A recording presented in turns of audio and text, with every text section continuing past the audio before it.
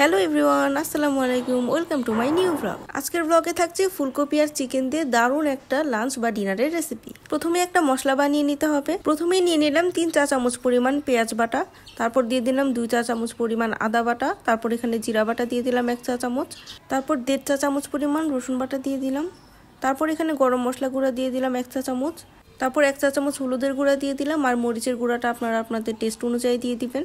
আমি এখানে 2 টেবিল চামচের মতো ইউজ করেছি, আপনারা টেস্ট অনুযায়ী অ্যাডজাস্ট করে নেবেন। তারপরে ধনিয়ার গুঁড়া এখানে অ্যাড করে দিলাম 1 চা চামচ পরিমাণ, তারপর টেস্ট অনুযায়ী এখানে লবণ অ্যাড করে দিলাম। সবগুলো মশলা দিয়ে দেওয়া হয়ে গিয়েছে। এখন সামান্য পরিমাণ পানি দিয়ে একটা ঘন পেস্ট তৈরি করে নিতে হবে। সবগুলো মশলা এইভাবে আগে থেকে রেডি করে রাখলে সবগুলো মশলার কম্বিনেশনে সুন্দর একটা স্মেল আসে আর ঝামেলাটাও অনেকটা কমে যায়। তো আমি এখানে একটা পেস্ট বানিয়ে নিলাম। তারপর এখন নেক্সট প্রসেসে চলে যাচ্ছি। তারপর চুলায় একটা প্যান বসিয়ে দিয়ে এখানে সামান্য পরিমাণ কুকিং অয়েল দিয়ে দিলাম। তারপর এখানে বড় বড় করে কেটে রাখা ফুলকপিগুলোকে দিয়ে দিলাম। এখানে মেনলি ফুলকপিগুলোকে ভেজে নিতে হবে। আমি সামান্য পরিমাণ হলুদের গুঁড়া দিয়ে এই ফুলকপিগুলোকে ভেজে নিব।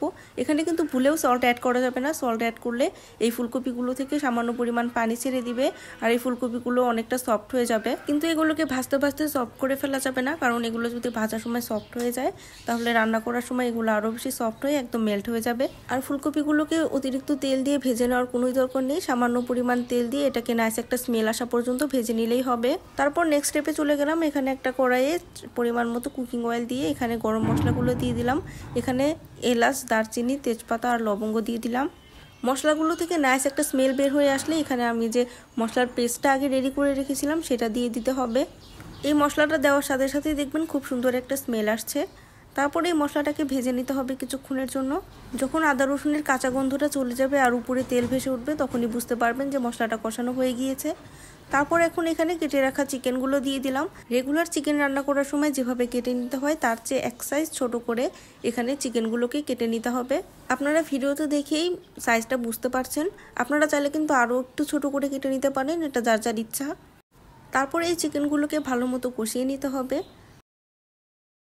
তো চিকেনের উপর যখন তেল ভেসে উঠবে তখন বুঝে নেবেন যে চিকেনটা কষানো হয়ে গিয়েছে। তারপর ভেজে রাখা ফুলকপিগুলোকে এর মধ্যে দিয়ে আরেকটুখানি কষিয়ে নিতে হবে।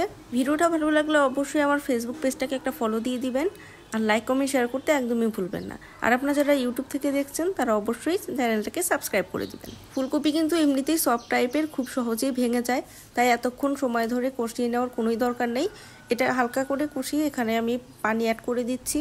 এই রান্নাটাতে কিন্তু এতটা ঝোল থাকবে না, তাই অল্প পরিমাণ পানি এখানে অ্যাড করবেন। তারপর আমি ঢেকে দিলাম। ঢেকে দিয়ে এটাকে রান্না করে নিব।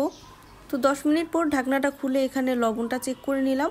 আর নাইস একটা ফ্লেভারের জন্য এখানে গরম মশলা অ্যাড করে দিলাম। গরম মশলাটা কিন্তু অবশ্যই দেওয়ার চেষ্টা করবেন।